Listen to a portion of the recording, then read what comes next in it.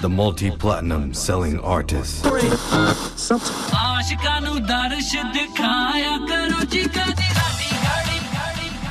True pioneers of Punjabi music.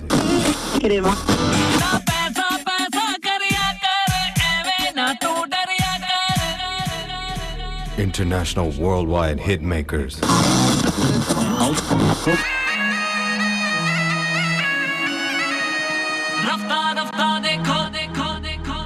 Musicians, producers, and vocalists.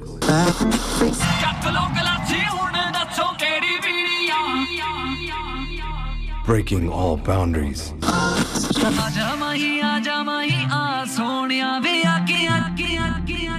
Musicians, producers, and vocalists. 3 letters.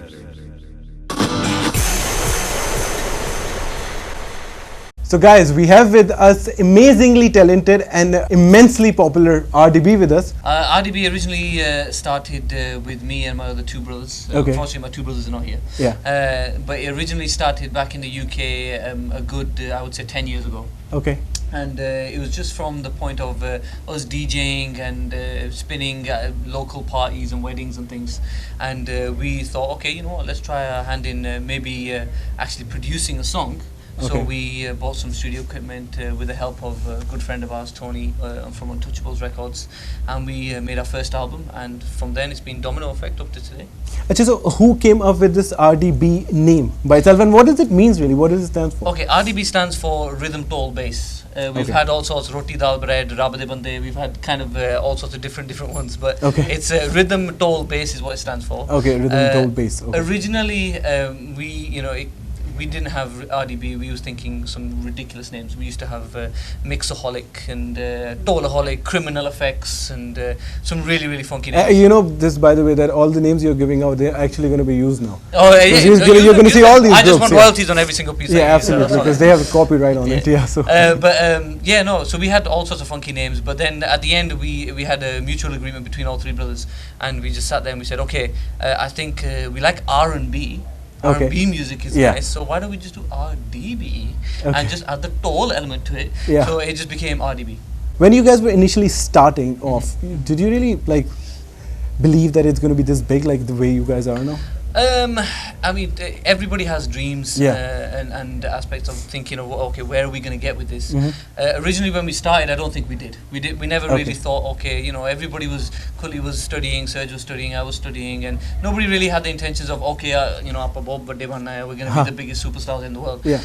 We just wanted to make music that was good music that people could enjoy, and that was it. I mean, I think the first huge hurdle was making mixes just at home and just showing our friends and saying, okay, what do you think? And they just listen to it and say, okay, yeah, this is good. And some people say, oh, this is bakwas, yaar, what are you making here? But you know, these kind of things, they make you stronger as a person, and you just move forward from that. So we had no intentions of being huge, but it was a hobby that developed into a business. Let's go! 1, 2, 3, come on! Let's bounce with it! Let's bounce with it! Let's bounce with it! Come on! Mix it up! Mix it up! Mix it up! Which break do you consider like the biggest break which brought you in the mainstream? I would say definitely after meeting Akshay. I mean, obviously we've had so many developments of big breaks. From the start, we first DJing to production, that was a big break, and then from production to releasing our first album with Tony Untouchables, a huge break. But one of our biggest ones, especially up to this date, the biggest achievement has to be with Akshay Kumar and going into the Bollywood industry.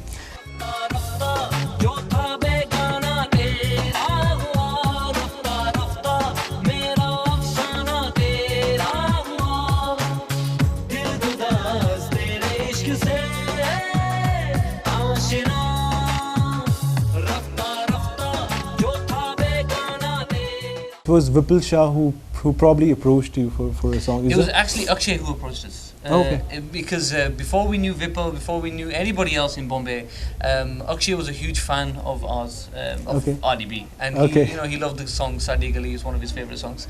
He met one of my friends, and he said to him, "Oh, I love RDB music." And he just turned around and said, "Oh, one of the guys actually is from here, so he's actually is based out of Toronto. So if you want to meet him, here's his number." and he directly called me on my cell phone. Okay. And we were sitting in a restaurant, and you know, Sanu ki pata, we obviously just picked the phone up, but we thought it was a joke.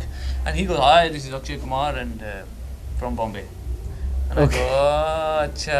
Yeah, and Shah Rukh Khan phoned me yesterday. So what do you want today? That is so funny. And he just literally on the phone, he goes, "Ekman, you don't understand. This is actually Akshay Kumar from Bombay." And then I realized after speaking to my other friend that, oh my God, I apologize and so on. And then after that was it really. He just the vibe clicked between us, and he said, you know, let's do something together, and we hit it off from there. Okay, but you know the way Bollywood music is, it still is actually. You know, it's very it's a sort of a different class, I would say. You know, Yeah, I'm not saying that it's not that great, but you guys are very different. So what was the expectation like? You know, when you sat with like the composers or you know whoever was working on the music then? Well, I would say because what we always try to do is we've always tried to be pioneers of what we do in trying to make something different for the audience. Absolutely. And whether it be Punjabi music, Bhangra music, or Bollywood music, always trying to do something different.